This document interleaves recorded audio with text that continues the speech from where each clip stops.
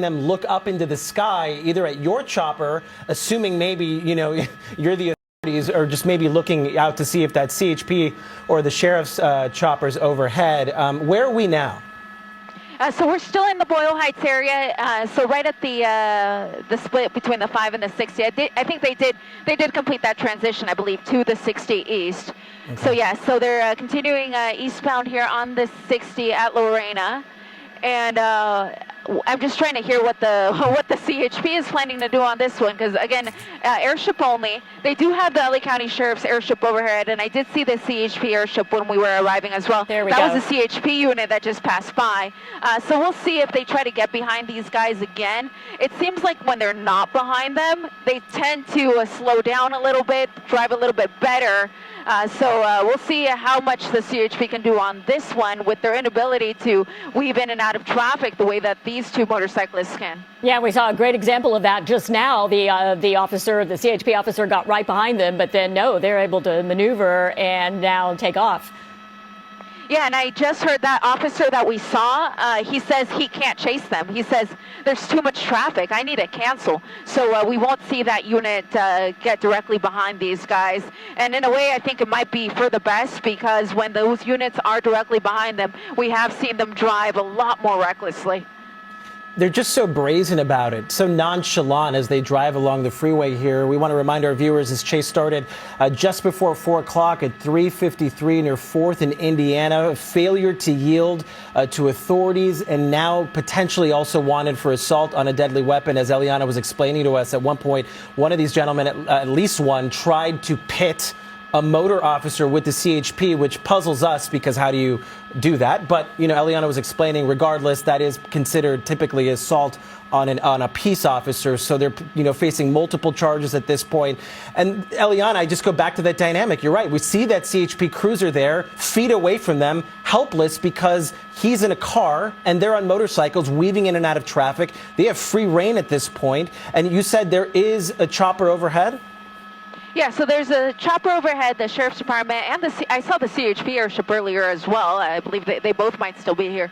But they're continuing eastbound here on the 60, coming up at the 710. And yeah, sure enough, I do hear the airship talking on the radio now. So they are still overhead. And all they can really do is just track these guys from above, because even if you got a motor unit behind them, and the motor unit could zigzag in and out of traffic the way they are doing, but that would just endanger the life of the officer as well. Knowing that these guys tried to pit another officer earlier on, and knowing that they will very well go the wrong way on the freeway if they need to, it would just endanger the officers a little bit too much. So for now, airship only on this one.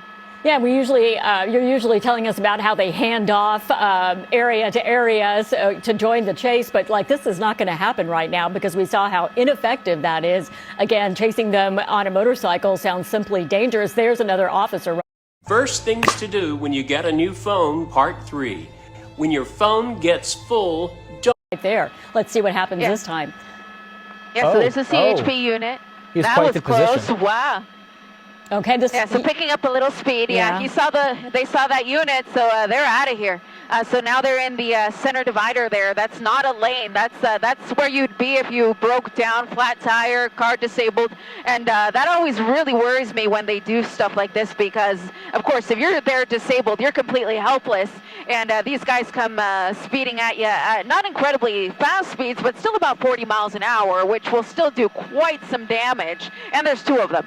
But 2 young men here on what appear to be some sort of dirt bike, no helmet. That absolutely concerns me. This guy in the front here appears to be a little bit older of the 2. He's still on his phone talking to who knows who, but continuing to try to evade the police here eastbound on the 60. I think that's the thing I'm wondering about, Kathy, is what is the plan? They don't clearly happen to have a plan about where they're going. They kind of just seem to be going where the road takes them. And he's texting the whole time. You got to wonder if he's trying to get in touch with a family member, someone of that sort, somewhere where they could go potentially hide out and ditch the bikes. Or get a car. Or that. Yeah, it very well is possible that they're just trying to get in communication with someone that could possibly stop somewhere and give them a ride. We have seen that happen in pursuits where people coordinate with a friend and the friend will come and pick them up. One time I covered a pursuit where the guy was in a car and he coordinated with a friend to set up a running motorcycle for him. And this was in the North Hollywood area. Set up a running motorcycle for him. The guy ditches his car, jumps on the bike, and off he went. And he was never caught. So it's happened before. And it'd be interesting to see what happens on this one.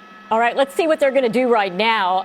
Every time they've been in the far lane, the CHP has been able to come up and, I'm thinking maybe the plan is to be able to get behind them, but I don't know. They're back now on the other side making a left-hand turn right there in traffic, splitting now. Look at this. Going against traffic yet again. Wow.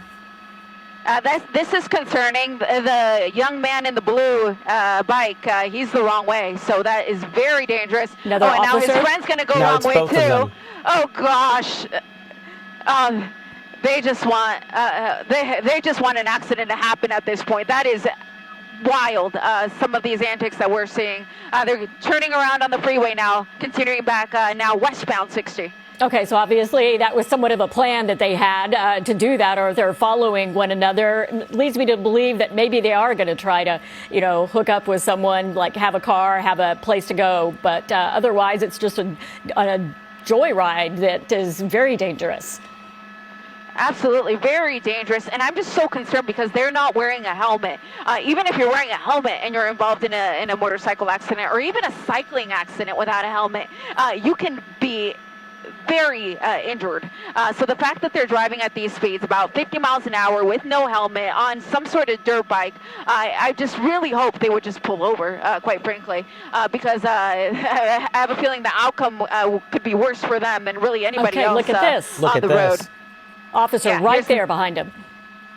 And he's just going to trail them. There's really nothing he can do. He can't try to block them. They might fall. He can't pit them. They'll get hurt. They can't spike them. So all they can really do is just try to intimidate them and try to get them to just pull over. But clearly they've had plenty of opportunity and they continue to try to avoid the police, now transitioning southbound 710. And they speed up anytime they see a car behind them. Yeah, absolutely. It's this cat and mouse situation. Southbound on the 710. The rider in the blue is in the lead. It's always very busy here at this transition from the 60 to the 710, so that's why we're seeing this traffic, especially on a Thursday afternoon. So any southbound drive that they pick is going to look like this right now, unless they make their way all the way to Santa Fe Springs. That's where the freeway does open up a little bit, but any southbound drive that they pick in this general area is going to be very busy. What makes me nervous is we've already seen they are willing to take chances. They are willing to go the wrong way and to do some dangerous maneuvers. And I think of the other drivers who don't know what's coming at them. They never see them coming, especially when they're splitting lanes. It takes just one driver to make the wrong move or at the worst time, and these motorcyclists are out. I think about what you said earlier, Eliana. It's true. Of all the chases where, the people get away. So close. Look at that. Oh, it's so dangerous, so reckless up against that wall. More often than not, it's motorcyclists who tend to get away in these chases, and it's so frustrating to watch these two just be so brazen about it. Almost like you said, joyride. It's almost like they're having fun. And they look very young as well, so they may just not be thinking this one's to the end of what the possible outcomes could be of what they're doing. It's one thing to just run away from the police, but the fact that they're also wanted for attempting that pit maneuver on that motor officer, I don't know that they even understand the trouble that they've gotten themselves into. The best thing they could really do is just pull over before they're able to add additional charges, because every time they're running a red light, every time they're on the wrong side of the road, all of that gets added up. The officer who's in charge of writing the report at the end of his shift will add on every single turn, every single violation, and all of that gets added to their charges. So really the best thing they could do at this point is pull over, but they're obviously not going to listen to me if they're not listening to the police. But continuing here, right at the interchange of the 5 and the 710, I think they completed the transition of the southbound 5. Yep, southbound 5 now on the Santa Ana Freeway. Well, they'd be smart to listen to you, Eliana, but clearly that's not the case here. So my family keeps on asking me on what I want for the holiday season, and it's kind of embarrassing because I honestly just want some help before my next paycheck comes. This is a strange thing I'm going to bring up here, but could the CHP shut down the freeway ahead of this potentially if they had a cruiser up ahead? Or is it just too risky to get in front of these guys considering they had already tried that pit on a motor officer? Yeah, let me answer your question after I correct myself, Jonathan. They completed the transition, but it continued on to the 710 South. So they're on the 710 South. But to answer your question, yes. And when we first heard about this pursuit, I actually did hear CHP asking for additional units to come to the scene and block off the freeway up ahead. But the motorcycles never got that far. And even if they had, they were driving the wrong way at the time. They were driving southbound on the northbound lanes of the 5 freeway. So there's really going to be little that the CHP can do, even if when it comes to blocking the freeway, considering that these guys are on a motorcycle, they can just jump in the emergency lane and continue on from there. And who's to say they won't turn around on the freeway and go backwards anyway?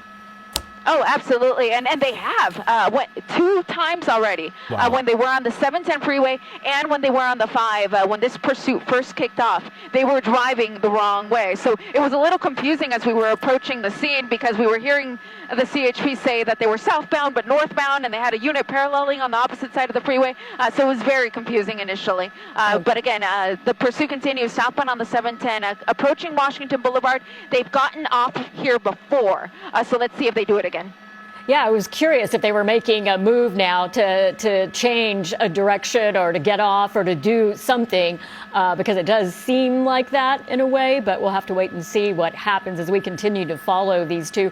Right now, CHP really doesn't have many options besides what we were talking about, closing down the freeway. Can't do a pit maneuver, and you can't lay out a spike strip, and they can't get the cruisers behind them. At least they haven't been able to and keep up with them because they can change lanes at a moment's notice. They've even gone the wrong direction at times. And we're now 40 minutes into this chase. The best option right now for officers is chasing this like we are from the air. Eliana mentioned we have a sheriff's crew, a chopper overhead. CHP has their air units overhead as well, chasing these people.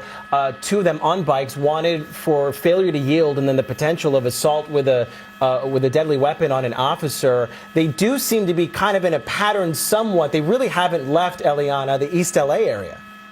They haven't, so that leads me to believe that this is their neighborhood, an area that they're familiar with, because really the furthest we got was about Commerce before they turned around and went back towards East Los Angeles. And they've been on the same freeways, the 710, the 60, and the 5. They really haven't jumped on anything else, so that leads me to believe they're very familiar with this general East LA area and are probably just trying to figure out when is the right time to try to ditch these bikes, likely at their home or a friend's house, or even a parking structure, the very popular parking structure that we typically see in pursuits, where people think that that's the best way to ditch the vehicle and take off running. But if these bikes have any sort of a registration license plate, then police would be able to trace it back to these guys. But they appear to be some sort of dirt bikes, so they may not have any sort of registration at all.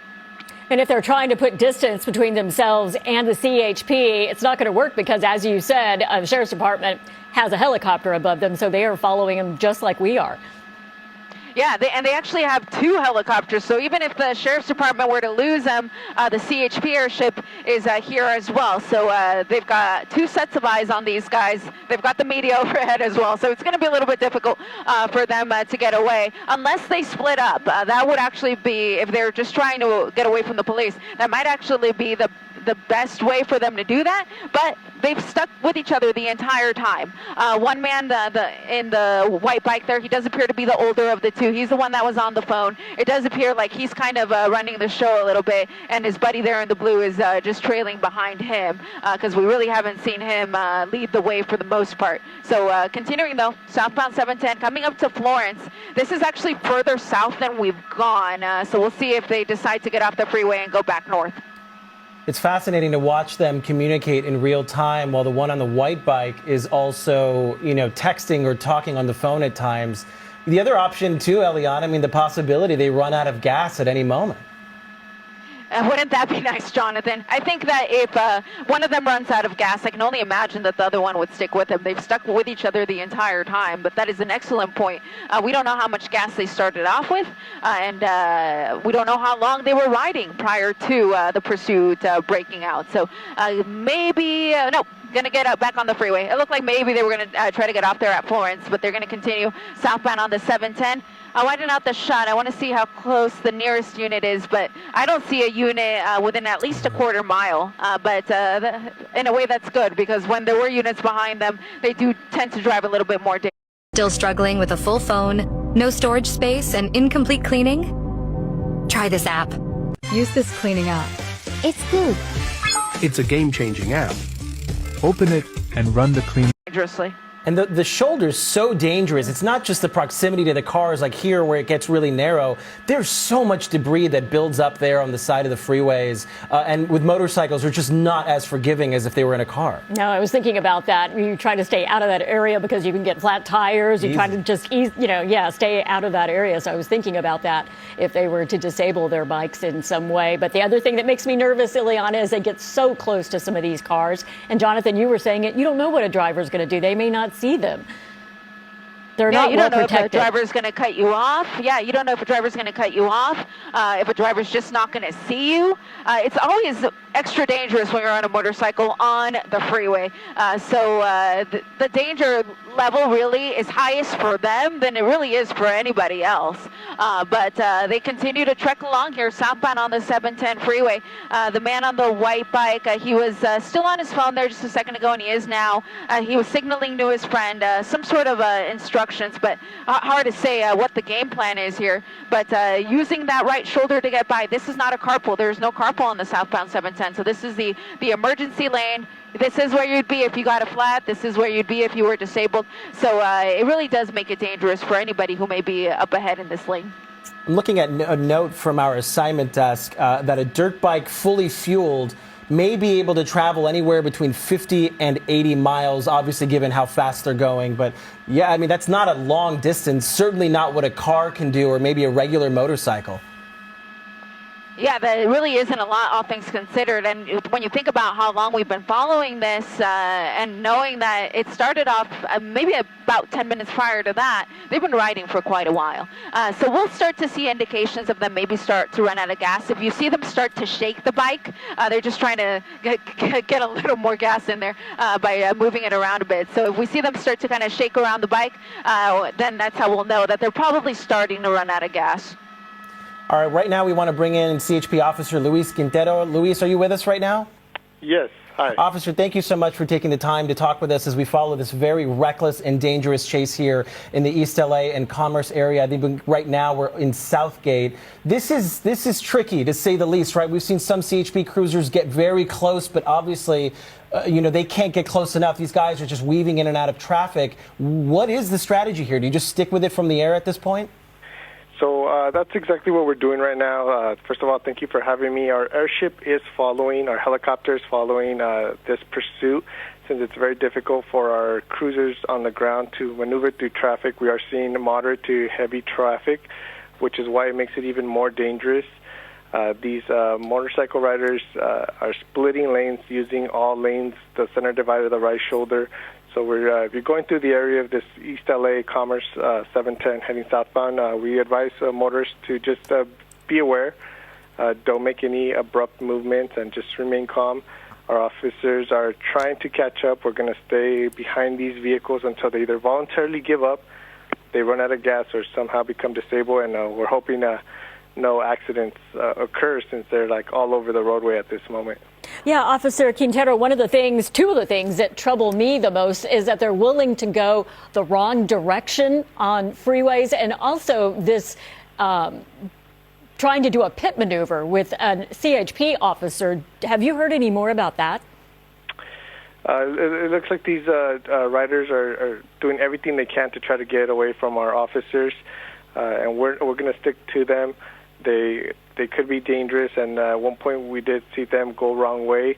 Our officers are continuously evaluating the situation and assessing the situation And as of right now, we're going to stay right behind them, and we're going to hope for the best and hope they just voluntarily give up. Officer, how frustrating is this, to watch in real time, knowing that your cruisers can't get right behind them? We know you have the airships overhead, but still, this has got to be so frustrating to watch, because we were talking about it earlier. They almost seem to be on a joyride. They almost look like they're having fun. I mean, they're so reckless and just so brazen. They just don't seem to care. We understand they're panicking right now. They don't know where to go. They seem like our officers are staying behind them as much as they're navigating through this traffic. It's very frustrating. We are going through a state of emergency here in the Los Angeles region, and our officers are working hard trying to stop individuals like these, and they're like reevaluating and assessing the situation. But they're going to stay hard. They're going to stay right behind these individuals. And have you ever seen anything like this? When we heard that we were going to be following here a situation with people on 2 dirt bikes, that was a new one. And then, like I said, them trying to do a pit maneuver on an officer. So situations like this are not new to the Highway Patrol.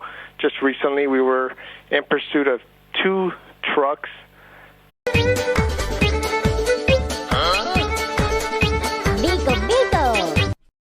Today, we're launching Fast Mode, and for a limited time, it's free for all users. At the same time, they did split ways, and both individuals were actually apprehended by our officers. So officers are trained for these pursuits, for these incidents, and having our CHP helicopter overhead is going to definitely give us that advantage. We're just advising the public, be aware if you're driving through this East LA area, City of Commerce. Our officers are out there. We're currently in pursuit, and these guys are using the entire roadway. So just be aware, don't make any abrupt movements, and just remain calm. Realistically speaking, officer, could you shut down a freeway ahead of these 2 gentlemen, or is that just not realistic? And is it risky given that they're coming at officers? There's multiple tactics that we could use. The California Highway Patrol, we have officers trying to get in position, trying to get ahead, try to outsmart these individuals. So we're working hard. We're working very closely. We got multiple officers in the area trying to get this completely closed down and see if we can bring this to an end pretty soon here. All right, we're in Linwood, west on the 105. What charges would these 2 motorcycle riders be facing at this point? So they're facing reckless felony evading. They're using the entire roadway. The reasons for the stop, which was they were recklessly driving, they were racing in the streets of the East LA city. So there's multiple charges at this moment, and we're hoping they just completely give up. There's nowhere to go really, and our officers and our airship is staying right behind them until they either voluntarily give up, they run out of gas, or hopefully become disabled. We're getting more information from our folks in the newsroom. That some of the shaking they've been doing could be them trying to determine how much gas they have left. Again, on average, they could average maybe 50 to 80 miles on a full tank, given that this is not a car, this is not a regular motorcycle. These are dirt bikes, and that's at a disadvantage to them right now. And also, Kathy, if you notice, they were moving slower for a good moment there as they try to figure out where to go next. And they're communicating a lot between each other. And we've seen one of them, the one on the white bike, on the phone constantly. Officer, are these registered like normal motorcycles, given that they're dirt bikes? No, these motorcycles do not belong in the highways. And so that's another charge on top of there. They're not wearing the right equipment, a helmet. So there's multiple things that they're violating here. Officers are trying to bring an end to this as safe and as soon as possible. We don't know exactly what they're going to do, and we're hoping for a good outcome. Well, look at this. It looks like that one driver was motioning to them a little bit. So I don't know if that's part of it or he just, whoever it is, sees them but there was definitely some motioning there. And that was one of our ideas, officer, is that they might try to get a car or get some help from someone, because we've seen that before. That could be a possibility. It seems like they're they're panicking at this time, and they're just trying to get away. They don't really have a good plan, or they don't have anything could happen at this moment. Our officers are going to stay behind them. There's nowhere to go, and you could tell they're starting to feel that pressure. Our helicopters overhead, and at this point, there's nowhere to really go. All right, Officer Quintero, thank you so much for your time. We want to go back up right now to our Eliana Moreno overhead in News Chopper 4. Eliana, we did get some new information from Officer Luis Quintero with CHP mentioning that their initial want was reckless driving. Hey there, Jonathan. Yeah, and as Officer Quintero was talking, the two riders made the transition to the westbound 105. Yeah, and look at this. My pilot, James Pollard, was just pointing these guys out to me. He says it's a group of bikers that is I'm not going to say joining the pursuit, but perhaps they were just in the area. Let's cross our fingers that this isn't some sort of coordinated effort here by our two guys in the pursuit to try to blend in with a group of riders. But it just so happened to be, I guess, that there was a group of riders in the general area. We're just off of Imperial Highway, which runs parallel to the 105 freeway. We're near the Wilmington Avenue exit. I'll widen out the shot so we can see how many guys are out here. There's a few guys doing wheelies. Oh my gosh. Okay, yeah, this is interesting. I can't say that that this is a circumstance that they just happen to fall into a group of other riders. We do know that one guy in the pursuit, the one on the white bike, he was on his phone for an awful long time.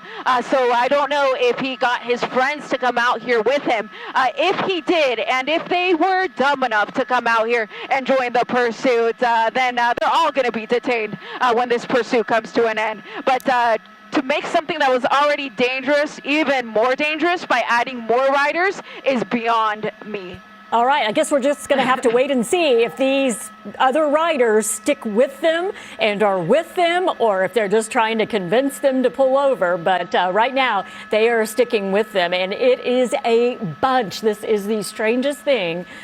I tell you what, but it looks like maybe they're not going to stick with them. So maybe they were just trying to convince them. So here we are. And I wondered about this, Eliana. I meant to bring this up earlier. We've seen crazy things like this happen, where they pull over and get gas right in the middle of a chase, and then they're good for another 50 to 80 miles. And no, they're clearly with these people. This is not a coincidence. No, it's not. Yeah, I mean, I can't call 12 people to come save me in a pursuit, and somehow these guys, they get their buddies to come out, and to come out in a very coordinated effort on their bikes as well, and they're getting gas. They really are getting gas. How can this be possible? Well, there's no units here. Well, they haven't paid for anything yet. We've got the helicopters overhead. Oh, he's so, going to pay. This yeah, one so is... the friend is going to pay. Yeah, so the friend is going to pay. And book with My6 and get 6% off your stay at 1,500 plus convenient locations. Because a great night's sleep should be easy to find.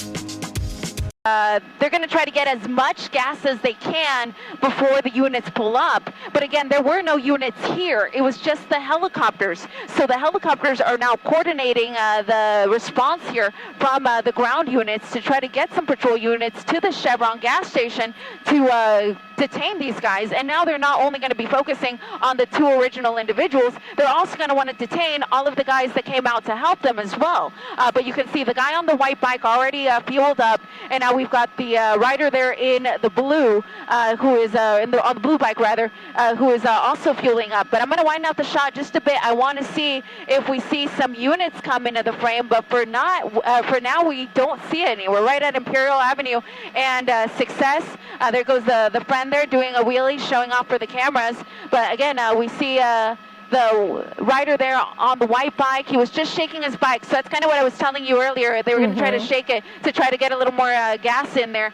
So you see him there moving the bike back and forth. He got some gas. The friend in the blue got some gas as well. And I have a feeling we're going to be back on the road here. And now they've got full tanks, so they might be on the road for a while. They have full tanks, and now we have someone who's now complicit in this.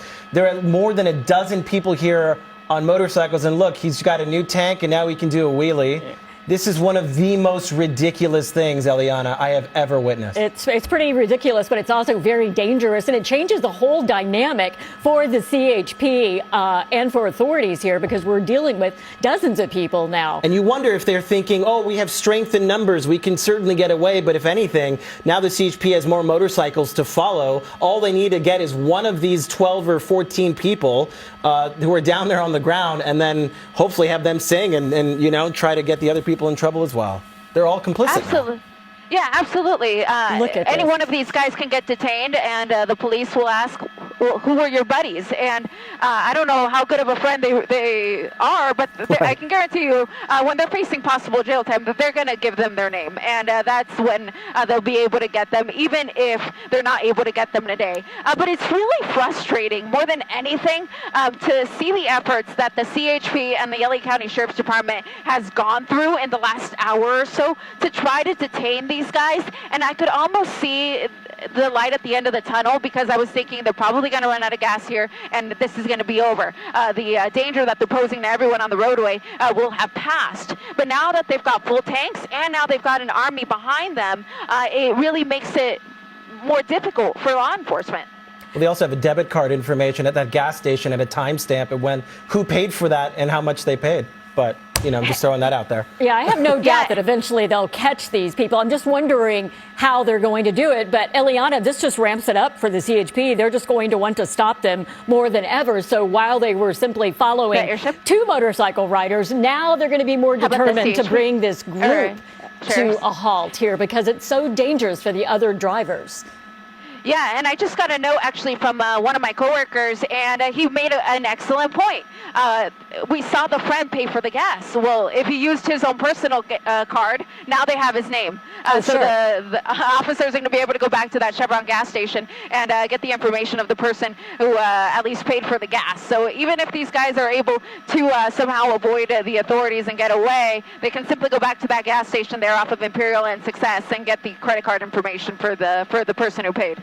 Of course, we're talking about people who clearly aren't thinking this through. They're just out for this joyride, having fun, thinking this is hilarious, and they're causing a great danger to the people out there in the community. They're showing off. They're showing off. And I really believe they know they're going to get caught eventually, and they're just having fun. Care. Yeah, I just really think that. Or he wouldn't be doing this. They'd be trying to get away. They know.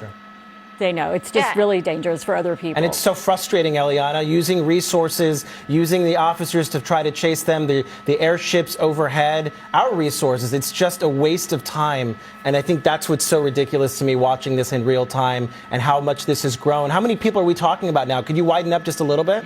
Yeah, let's wait it out. I'm going to put it at about a dozen, but I think it's growing. There's a cruiser. Like 18. Is that what you I counted at about 18. Did you? Oh my gosh! Yeah, it's really incredible. And as you said, just a waste of resources. When you think about all that law enforcement in the LA area has gone through in the last week with our fires, being on tactical alert this entire time, which means they don't get to go home to their families. They have to stay on shift for very long shifts, and when they do get to go home, it's very short periods of rest before they're back out on the front lines of the fires. So it's really upsetting to know that people would just waste valuable resources like that and waste their time knowing everything that our community is going through. But again, until somebody falls off a bike and gets hurt, I don't think these guys are going to stop. I think they're just going to keep going for as long as they can. And now that the two guys that kicked this off have full tanks, who knows how long we might be following. All right, we're going to let you get some information. Stay with your picture right here. Incredible, but now it's all coming clear for me. I understand why they tried to pit a CHP officer, because there's just no logical thought to this. This is insane. There is no thought as we approach here. They're on Imperial Highway. This is around the 110 and 105 interchange. They've been mostly, because they've been split on the streets and on the freeway. But since coming back on the streets, they met up with other bikers. It started with two people wanted for reckless driving on dirt bikes in the East LA area. That happened around 3:53 in the afternoon. And now we're overhead. Eliana, give us your exact location. We understand they've made their way over to like the 110, 105 split. Yeah, and that's exactly where they're at. They're still on Imperial Highway, which runs parallel to the 105. It kind of interwinds with the 105, but for the most part, it runs on the north side of the 105 through here.